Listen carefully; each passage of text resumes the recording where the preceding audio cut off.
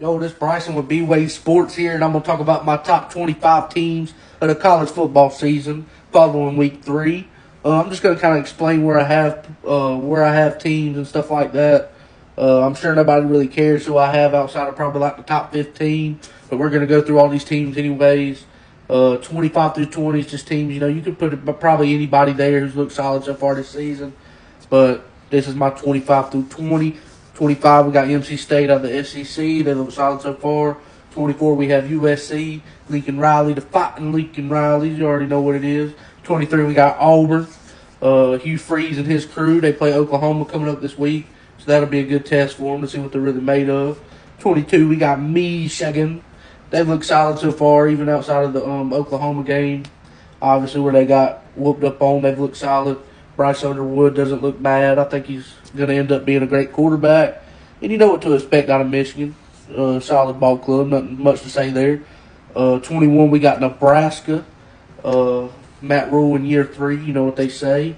So they've looked solid so far this year, and we'll see what they can do when they play some better competition. But 20, we got Notre Dame. I know Notre Dame doesn't have a win so far this season, but both of their losses are to really good football teams.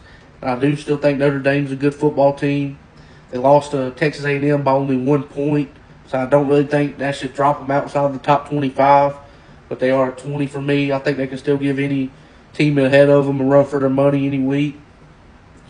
19, we got Georgia Tech. I am a Clemson fan, so Georgia Tech whooped up on us this past weekend. I've been saying Georgia Tech was a top 25 team since the beginning of the year. You know what to expect out of them. They play to their identity. Brent Key's a great coach. He coaches them physical. Haynes King's a beast. He puts the team on his back, and they play through him. I mean, he'll run the ball. He throws the ball. I mean, that's their lead soldier, and they get behind him, and that's one hell of a leader, man, and they're one hell of a team.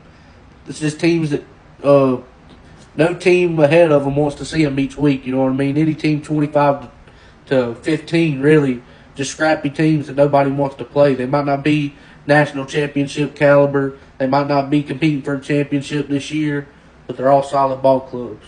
18, we got Vanderbilt. They look good beating South Carolina. They fight Diego Pavias, almost like Georgia Tech.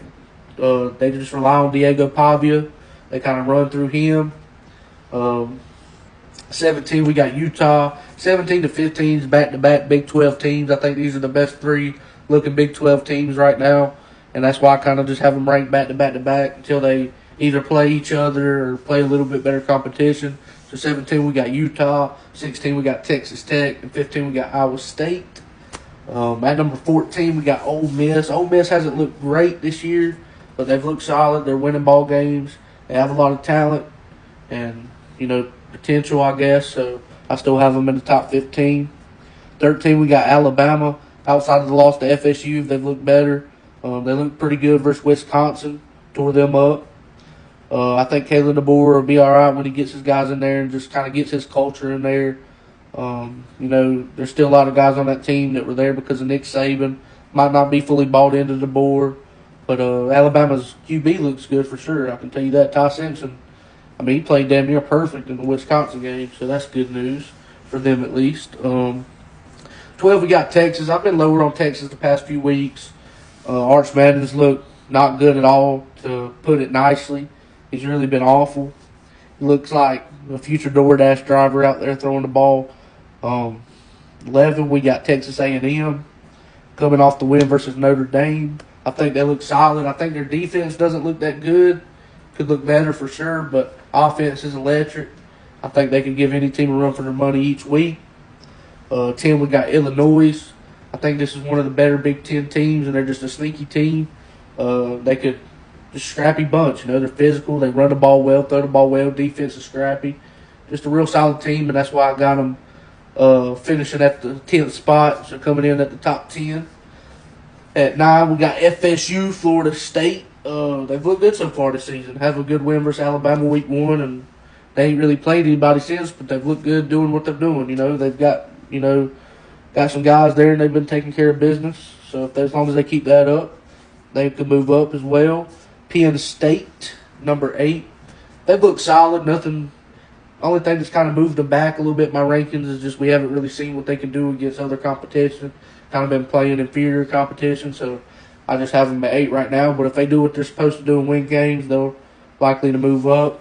7, I got Oklahoma. They have a good win so far this season. We've seen them look good, so that's why I have them above teams like Penn State, teams like that. 6, we got Oregon. Oregon hasn't really played anybody either. I can honestly, if you argue Oklahoma over Oregon, I could see that argument. But I have Oregon at the 6th spot. If I had to pick who to play tomorrow, I'd probably pick Oregon to win. Even though Oklahoma's look better, they're a little bit more battle tested. But Oregon's looked good against who they played at least. So we have that to go by. 5, I have LSU. I'm kind of getting lower on LSU as the weeks go by. The Clemson win doesn't look that good anymore because Clemson sucks.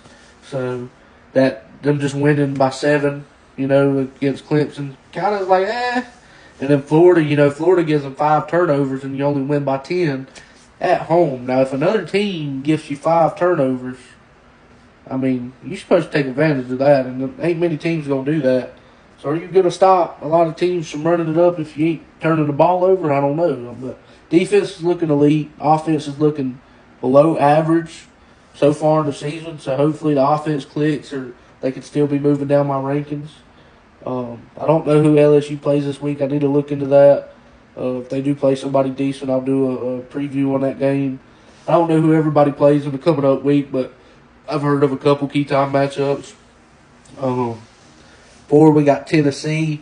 I think Tennessee looks really good this year. I mean, they lost to Georgia in overtime, and I got Georgia ranked number 3, one spot ahead of them. Spoiler a little bit, but those are just 2 really good teams. I think I said there was 2 top 10 teams when I was talking over the weekend about the games, but really they're 2 top 5 teams when I think about how teams look so far this season. I think Georgia and Tennessee looks like 2 of the best teams I've seen so far this season. Even though their defensive gave up points, the defenses didn't even look bad. They look good, honestly, and I think that those are real 2 solid ball clubs and that they're going to be around for the playoff at the end of the year. 3, I have Georgia. I just heard that. 2, I have Miami. Now, you could argue Miami's look like the best team so far this year, and I wouldn't really argue with you because defense looks a lot better than it was last year. The offense looks just as good as it was last year. They're just clicking on all cylinders. They look good doing it. They beat a scrappy USF team, not UCF, USF. They beat a scrappy USF team, and they look good doing it. They beat Notre Dame. They look good doing it. Offense looks good. And number 1, I have Ohio State. And the reason I have Ohio State 1 is because they're defending national champions and they ain't lost a game. They beat Texas. They're still undefeated. Ain't no reason to move them back. So that's who my number 1 team is. Now that's my top 25 rankings after the college football season, week 3.